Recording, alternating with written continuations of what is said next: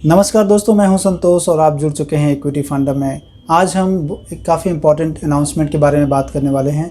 Morgan Stanley composite index हर quarter में अपने index के कंपोजिट जितने भी कंपोनेंट हैं उनको रिव्यू करते हैं और आज ही सुबह ये न्यूज़ आई थी जिसके बारे में 10-15 दिन से मार्केट में काफ़ी उधेड़ बुन था, काफ़ी चर्चाएँ थीं, जिसके कारण बहुत सारे स्टॉक्स जिनकी बात की जा रही थी उसमें प्राइस वॉल्यूम एक्शन देखने को मिल रहा था।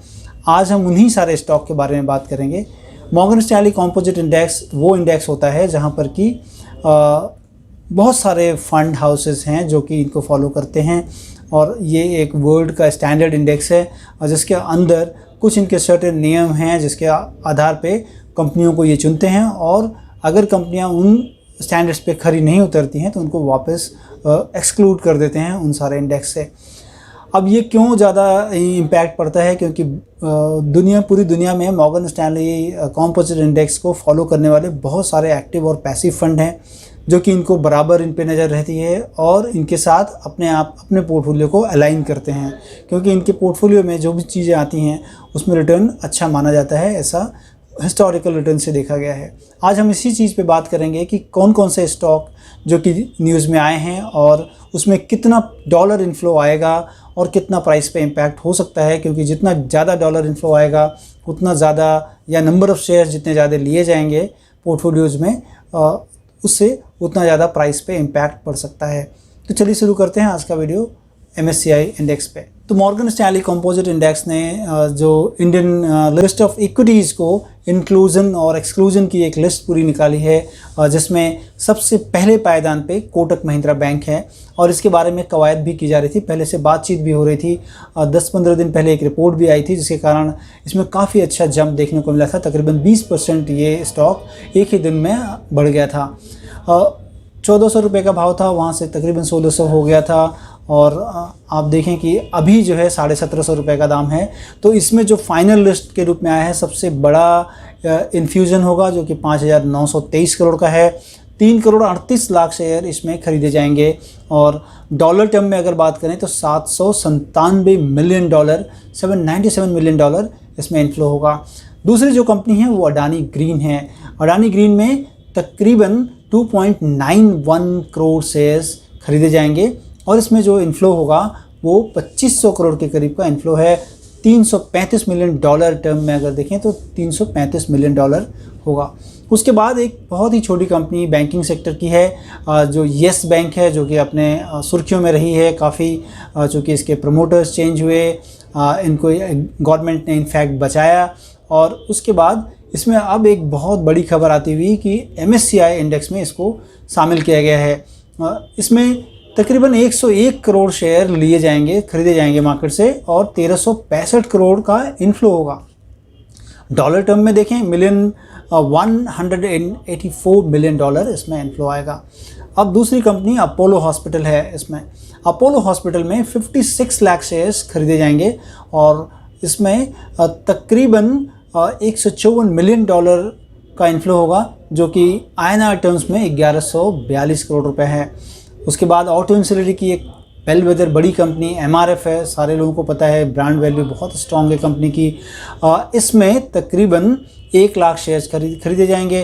कंपनी का मौजूदा जो दाम है वो 59,367 रुपये आज की क्लोजिंग आई है, इसलिए इसमें नंबर ऑफ़ शेयर्स कम है, लेकिन INR टर्म्स में 1005 करोड़ रुपए का इन्फ्लो होने की संभावना है।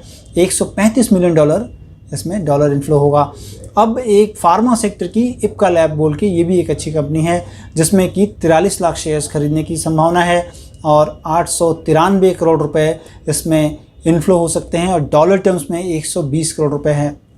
ऑटो इंसुलरी की अब दूसरी कंपनी को देखें, बालकृष्ण इंडस्ट्री, जो कि सिमिलर काइंड ऑफ प्रोडक्ट में है, मैंने ये भी टायर बनाती है। अभी हमने MRF की बात की, इसमें भी जो है बालकृष्ण इंडस्ट्री टायर कंपनी में 54 लाख शेयर्स के करीब खरीदे जाएंगे। 797 करोड़ का इसमें इन्फ्लो होगा रुपी टर्म में और डॉलर टर्म में $107 मिलियन। अब इन्फोटेक में देखें, जो कि सॉफ्टवेयर एंड इन्फोटेक में L&T इन्फोटेक में एक इन्वेस्टमेंट आने की संभावना है जहां पर कि 26 लाख शेयर्स खरीदे जाएंगे। 786 करोड़ रुपए की आने की संभावना है। डॉलर टर्म में बात करें तो 106 मिलियन डॉलर है। रिटेल सेक्टर की एक कंपनी टाटा की है ट्रेंट, आपको पता ही होगा, जिसमें कि 1.1 करोड़ शेयर खरीदे जाएंगे और 770 करोड़ रुपए आने की संभावना है। कंपनी में 104 मिलियन डॉलर आ सकता है। केमिकल और फर्टिलाइजर क्षेत्र की एक कंपनी है PII इंडस्ट्री, जिसमें कि तकरीबन 33 लाख शेयर्स के करीब खरीदने की संभावना है। 743 करोड़ रुपए इसमें इनफ्लो होगा और 100 मिलियन डॉलर के करीब तकरीबन जो है आने की संभावना है। साउथ की एक कंपनी है NBFC है, गोल्ड फाइनेंस में है मुथूट फाइनेंस। मुथूट फाइनेंस में देखिए कि तकरीबन 60 लाख शेयर खरीदे जाएंगे। मुथूट फाइनेंस पिछले कुछ दिनों से प्राइस वॉल्यूम एक्शन काफ़ी रहा है इस स्टॉक में। 1185 रुपये दाम है अभी।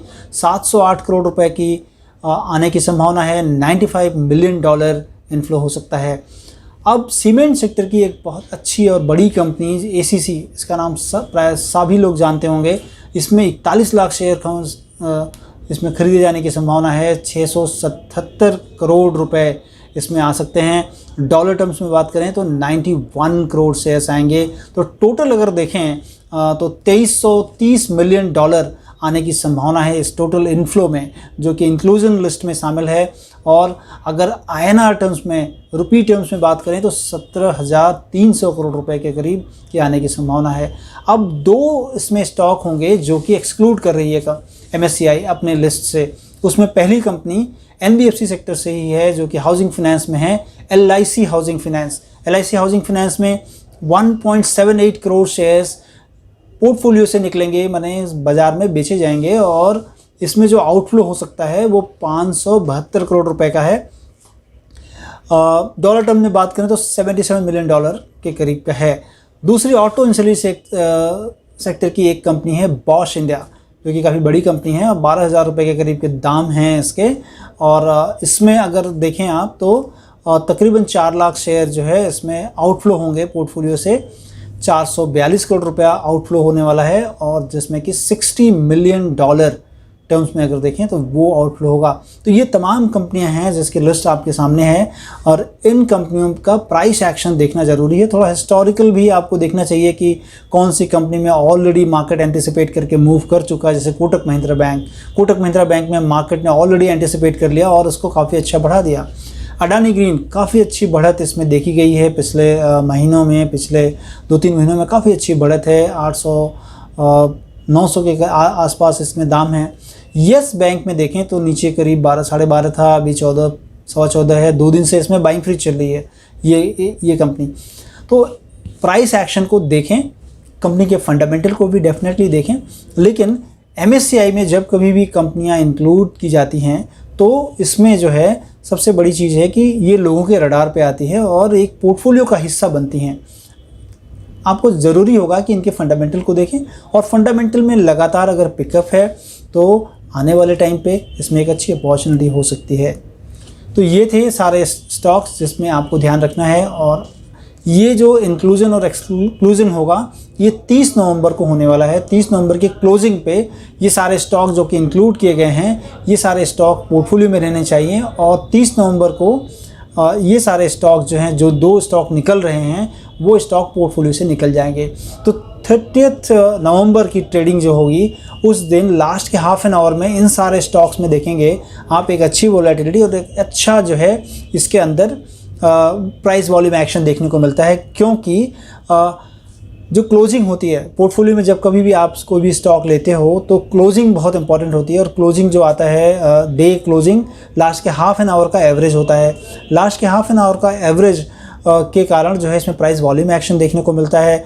और कोई भी पोर्टफोलियो जो कि इनको MSCI को फॉलो कर रहे होते हैं, अगर उन्होंने नहीं लिया इसको तो उसमें एक एरर आ सकता है जो कि ट्रैकिंग एरर जिसे कहते हैं।